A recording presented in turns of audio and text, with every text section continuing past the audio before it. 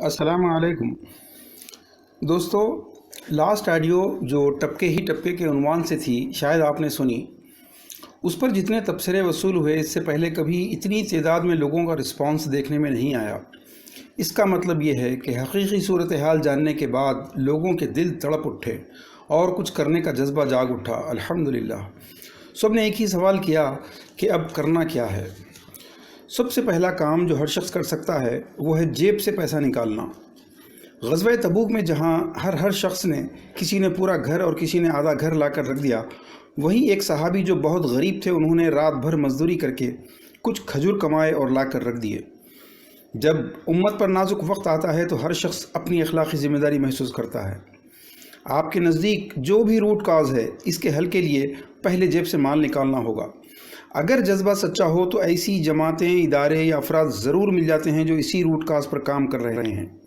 और जो लोग दीन व कौम के लिए पैसा निकालना नहीं चाहते, वो एस्केप के रास्ते ढूंढ लेते हैं, जैसे मशवरे देना, तबसरे करना और तनकीदें करना। मायूसी दरअसल उनकी फितरत में होती है, इसलिए उनको सारी जमातें, उलमा और लोग बेकार नज़र आते हैं, सारे लीडर चोर नज़र आते हैं। पहला काम यह है कि ऐसे लोगों की बातों की ख़तई परवाह न करते हुए आप एक ना एक मिशन से जुड़ जाइए और जितना माल खर्च कर सकते हैं करते जाइए।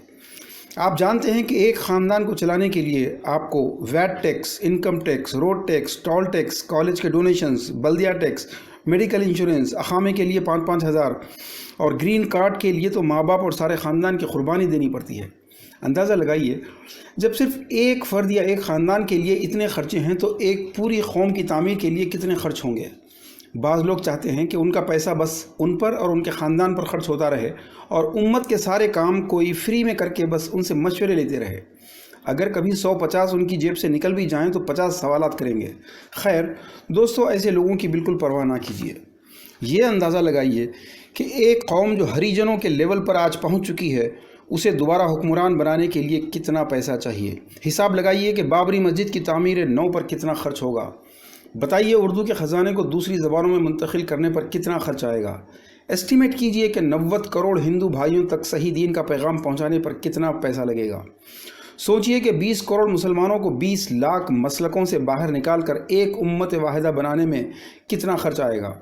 और इसके बाद खुद ही बताइए कि आपकी आमदनी का कितने % आपको अपनी कौम पर लगाना चाहिए।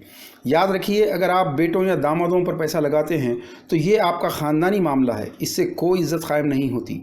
आपकी इज़्ज़त आपकी कौम से है, आपकी पहचान उसी कौम से है जिस कौम की 90% अक्सरियत बेरोज़गार है, रक्शे या ऑटो या टैक्सी ड्राइवर हैं, शराब पीकर बीवियों से मारपीट करने वाले हैं, सूद खाने वाले हैं या फिर सूद देने वाले हैं, क़र्ज़ लेकर कभी अदा ना करने वाले, जहेज़ और मेयारी खानों के लिए लड़की वालों से भीख मांगने वाले हैं, दीनदारी के चोले पहनकर अक़ीदों के नाम पर लूटने वाले हैं, औक़ाफ़ की जायदादों पर कब्ज़ा करने वाले, दलाली और गंदी सियासत करने वाले। 90% कौम के अफराद ऐसे ही लोगों पर मुश्तमिल हैं। इनकी रग रग में झूठ और धोखा है और बदकिस्मती से आप इंडिविजुअली चाहे कितने करोड़पति हों और पढ़े लिखे हों, आपकी आइडेंटिटी आपकी कौम से मुख्तलिफ नहीं हो सकती। इसलिए अपनी शान बढ़ानी हो तो पहले अपनी कौम की शान बढ़ाइए। उसकी किरदार साजी सबसे पहला हल है। मसलकों और अक़ीदों की जंग ने इनको कुरान से दूर कर दिया है। इनको कुरान से करीब लाने पर आपको पैसा खर्च करना होगा। लोग रसूलुल्लाह सल्लल्लाहु अलैहि वसल्लम से पूछते थे कि वो यसअलूना का माज़ा युनफ़िक़ून, आखिर हम कितना खर्च करें। जवाब आया कि खुलिल अफ़्व, जितना तन पर कपड़ा है और जितना आज के खाने के लिए दरकार है उसे रखकर पूरा खर्च कर दो। तो दोस्तों, अब आप ही हिसाब लगाइए कि कितना खर्च करना है। जिन लोगों ने अपने घरों की शादियों पर जितने लाख रुपये खर्च किए हैं, उन लोगों ने कौम में उतने लाख ज़िना आसान किए हैं। अगर वो इतने लाख का डबल दीन पर लगा दें तो शायद इनका गुनाह माफ़ हो, क्योंकि इसराफ़ और तब्ज़ीर गुनाह कबीरा हैं, ये हराम है। हराम का लफ्ज़ सुनते ही ये नाक भौं चढ़ा लेते हैं, क्योंकि इनके कान ये सुनने के आदी नहीं हैं, सिर्फ तारीफ़ें सुनने के आदी हैं। और जिन मौलवियों, मुल्लाओं, मुर्शिदों और इस्लाही मुआशरा की तंजीमों ने इनसे खूब चंदे वसूल किए हैं, तोहफ़े वसूल किए हैं और इनके घरों की इसराफ़ से भरपूर शादियाँ अटेंड की हैं, उन्होंने इनके सामने तो इनकी तारीफ़ की है। जिसने जितना ज़्यादा चंदा दिया उसको स्टेज पर बिठाया गया है। किसी ने इन लोगों से ये पूछने की हिम्मत नहीं की कि ये माल आपने कहाँ से लाया है। किसी ने ये कहने की जुर्रत नहीं की कि आप ये जो शादी में लाखों लुटा रहे हैं ये इसराफ़ और तब्ज़ीर है और ये गुनाह कबीरा है, ये हराम है।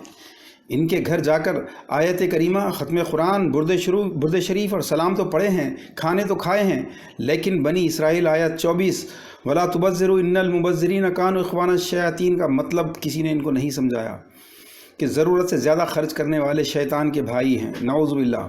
کسی نے انہیں سورہ بلد نہیں سمجھایا کہ یقول اہلکت مالا لبدا ایحسب ان لن یرہ احد، کہ کہتا ہے کہ میں نے اتنا مال اڑا دیا، کیا وہ یہ سمجھتا ہے کہ اسے کوئی دیکھ نہیں رہا ہے؟ دوستو، جو لوگ نادانستگی میں ان انٹینشنلی شیطان کے بھائی بن گئے ہیں، ان کی توبہ کا راستہ شاید یہی ہے کہ وہ جتنا خرچ کر چکے اس کا ڈبل اب راہ اللہ میں خرچ کریں۔ نہیں ہے تو گھر بیچ دیں، کاروبار بیچ دیں، واللہ آخرت کی کامیابی کے لیے یہ سودا کوئی برا نہیں ہے۔ 5-10 سال کی بات ہے، یاد رکھیے 60-65 سال کے بعد آدمی کی ایکٹیو لائف ختم ہو جاتی ہے۔ اس کے بعد جب خبروں کے اندر چلے جانا ہے تو سوچئے، تب یہ اولاد، یہ داماد بچانے نہیں آئیں گے۔ دوزخ کی آگ ہوگی جو دنیا میں آپ ہی نے فضول دعوتوں پر خرچ کر کے خریدی تھی۔ یاد رکھیے اللہ تعالیٰ نے جنت بھی بھڑکائی ہے، مگر یہ ان لوگوں کے لیے ہے جو والذین اذا فعلوا فاحشۃ او ظلموا انفسهم ذکروا اللہ، جو لوگ کوئی فحش فعل کر گزرتے ہیں یا اپنی جانوں پر خود کوئی ظلم کر بیٹھتے ہیں تو فوری اللہ کو یاد کرتے ہیں اور اپنے گناہ کی معافی مانگتے ہیں۔ اور ان کی خاص بات یہ ہوتی ہے کہ ولم یصروا علی ما فعلوا، یعنی اپنے گناہ پر اصرار نہیں کرتے، جائز کرنے کی بحث نہیں کرتے، جسٹیفیکیشن نہیں لاتے، مولویوں اور مفتیوں سے فتوے لے کر نہیں آتے، سیلف کریٹڈ فلسفی نہیں بگاڑتے کہ میاں یہ تو سب کر رہے ہیں، یہ تو زمانے کا دستور ہے، شادی تو زندگی میں ایک بار ہوتی ہے، ارے اپنی اولاد پر خرچ نہیں کریں گے تو کس پر خرچ کریں گے؟ ارے اللہ کے رسول نے منع کیا ہے کیا؟ ارے بیٹی والے ہیں بھائی، یہ سب کرنا پڑتا ہے۔ دوستو، یہی وہ فلسفے ہیں جو اللہ کے غضب کو بھڑکانے والے ہیں۔ اگر آپ نے بھڑکا دیا ہے تو اب بجھانے کی دوڑ دھوپ کریں۔ یقین مانیے کوئی بچانے نہیں آئے گا، یہ بیوی بھی نہیں آئے گی، یہ بیٹی بھی نہیں آئے گی جن کی خواہشات پر آپ نے یہ سب کچھ کر دیا۔ اب بچنے کا ایک راستہ یہی ہے کہ اس سے ڈبل مال صرف اور صرف اللہ کی خوشنودی کی خاطر چھپا کر راہ اللہ میں خرچ کر دیں۔ کسی اخبار کو، کسی فوٹوگرافر کو، کسی فیس بک یا واٹس ایپ کو اس کی خبر نہ ہونے دیں۔ اور جن لوگوں نے مکانوں کی تعمیر پر لاکھوں لٹا دیے ہیں وہ بھی جان لیں کہ 4 گز زمین کا اندھیرا مکان اب اگلی منزل ہے۔ اس کے بعد جس مکان کی ضرورت پڑے گی اس کی خریدی کے لیے جتنے لاکھ اس دنیا کے مکان پر لگائے ہیں اس سے دگنے آخرت کے مکان کے لیے خرچ کیجئے۔ دیکھیے وقت زیادہ نہیں ہے، زندگی کے اتنے سال گھنٹوں کی طرح نکل گئے، اب 5-10 سال بھی منٹوں کی طرح نکل جائیں گے۔ دیکھتے ہی دیکھتے کسی کو شوگر تو کسی کو بی پی کھا جائے گا، کسی کو ہارٹ، کڈنی یا بلڈ دھوکہ دے گا تو کسی کو اولاد یا رشتہ دار دھوکہ دیں گے، کوئی ٹوائلٹ میں پھسلے گا تو کسی کو لقوہ مار دے گا۔ جس مکان پر آپ نے لاکھوں لٹا کر کروڑوں کا اس کو بنا دیا ہے اس پر کوئی اور عیش کرے گا، آپ کے خالی ہاتھ اس دنیا سے جانے کا انتظار کرے گا۔ دوستو، ایسی جائیداد اور ایسے مکان کا کیا فائدہ جو آپ ہی کے کام نہ آئے بلکہ آپ کو دوزخ کی آگ میں دھکیل دے۔ اس لیے بھائیو، اتنا ہی پیسہ اب اگلے گھر کی تعمیر پر خرچ کر دیجئے۔ جنت کے مکان کی تعمیر کے لیے وہ ہزاروں ہاتھ ہوں گے جو آپ کے لیے دعاؤں کے لیے اٹھیں گے۔ لاکھوں کی آنکھوں سے نکلنے والے خوشی کے آنسو آپ کے لیے جنت میں نہروں میں تبدیل ہو جائیں گے۔ جنات تجری من تحتها الانہار خالدین فیہا۔ سوال یہ ہے کہ پیسہ کہاں خرچ کریں؟ جواب بہت آسان ہے۔ آپ کے نزدیک جو بھی روٹ کاز ہے، اس پر کام کرنے والی جو بھی جماعت، ادارہ، گروپ یا فرد ایسا ہے جو امت کی ترقی کے لیے سرگرداں ہیں، اس پر اپنا پیسہ لگا دیجیے۔ اور دوسرا جو اہم کام کرنا ہے دوستو وہ یہ ہے کہ گاؤں سے جو لوگ شہروں کی طرف آ رہے ہیں ان کے لڑکے چائلڈ لیبر فورس بن رہے ہیں۔ بچیاں ریڈی صاحب اور راؤ صاحب کے حمام صاف کر رہی ہیں، ان کے نام فاطمہ ہیں، عائشہ ہیں، اور اندازہ لگائیے آپ کی امت کی عائشائیں اور فاطمائیں ریڈیوں اور راؤں کے گھروں میں کیا کر رہی ہیں۔ آپ کو اس وقت انصار بننا ہے جنہوں نے مہاجرین کے لیے اپنا کھانا، کھیت، باغ اور سب کچھ تقسیم کر دیے تھے۔ آپ یوں سمجھیے کہ آپ کو اللہ تعالیٰ نے ایک اور اولاد سے نواز دیا ہے۔ شروع اپنے رشتہ داروں یا اپنی نوکرانی کے بچے سے کیجیے اور ایک بچے کو اپنے بچے کے اسکول میں ڈالیے۔ اپنے بچے کو جس طرح ڈونیشن، ٹیوشن دے کر اردو اور عربی پڑھوانے کا انتظام کرتے ہیں، جس طرح اپنے بچوں کو ڈریس، تفریح اور دیگر چیزوں کا انتظام کرتے ہیں، ایک بچے کو اپنا کر اس کے لیے بھی یہی کیجیے۔ شروع میں یہ بہت مشکل ہوگا، ہزارہا بچے اسکول جانے کے عادی نہیں رہے، ان کے باپ ان کے بچوں کی کمائی سے شراب پینے کے عادی ہو چکے ہیں۔ ایسے بچوں کو اسکول کا شوق دلانا بہت مشکل کام ہے، ان کو راستے پر لانا، ان کے ماں باپ کو راستے پر لانا بہت مشکل ہے، لیکن یہ کام آپ کو کرنا ہے۔ ہم آپ کے ساتھ ہیں، علماء آپ کے ساتھ ہیں۔ تیسرا اہم کام یہ ہے کہ دین، تاریخ اور ادب کا پورا خزانہ اردو میں ہے، لیکن اردو ختم ہو رہی ہے۔ اب اردو کو زندہ کرنا ایسا ہی مشکل ہے جیسے ہندوستان سے بتوں کو ختم کرنا۔ حل یہ ہے کہ اردو کے خزانے کو دوسری زبانوں میں جتنا جلدی منتقل کر سکتے ہیں کر دیا جائے۔ ایک آدمی صرف ایک کتاب کو کسی دوسری زبان میں منتقل کرنے کی ذمہ داری لے لے تو یہ فرض نہ صرف ادا ہو جائے گا بلکہ 90 کروڑ ہندو بھائیوں کو بھی فائدہ ہوگا۔ یہ بیماری صرف مسلمانوں میں ہے کہ وہ پڑھتے نہیں ہیں۔ کون پڑھتا ہے آج کے دور میں، یہ کہتے ہیں، لیکن دوسری قومیں برابر پڑھتی ہیں۔ اپنی پسند کی کتاب، آپ جو بھی کتاب لیں اس کو اپنی پسند کی دوسری زبان میں منتقل کروائیں۔ ٹرانسلیٹرز موجود ہیں، پروف ریڈر، پبلشر اور تقسیم کرنے والے بھی موجود ہیں۔ ہم ان کتابوں کو آن لائن مفت میں کرنے کا وعدہ کرتے ہیں۔ 100 صفحے کی کتاب اگر ہو تو 10,000 کی تعداد میں یہ کتابیں ترجمے سے لے کر پرنٹنگ تک 50-60 ہزار روپے میں شائع ہوتی ہیں۔ ہر شخص پوری زندگی میں کم سے کم ایک کتاب کو کسی دوسری زبان میں زندہ کرنے کا ارادہ کر لے۔ آپ ارادہ کیجئے، باقی کام میں ہم آپ کی مدد کریں گے۔ دوستو، چوتھا جو اہم کام ہے اور سب سے اہم یہ کہ بھوک و افلاس سے مجبور مسلمانوں کا جو لوگ ایکسپلائٹیشن کر رہے ہیں، جو مالکان کھیت کے ہوں، کارخانوں کے ہوں، انڈسٹریز کے ہوں، چاہے جو بھی ہوں، اور ان مسلمانوں کو دین سے دور کر رہے ہیں یا ارتداد پر مجبور کر رہے ہیں، ان لوگوں کو اسلام کی دعوت دی جائے۔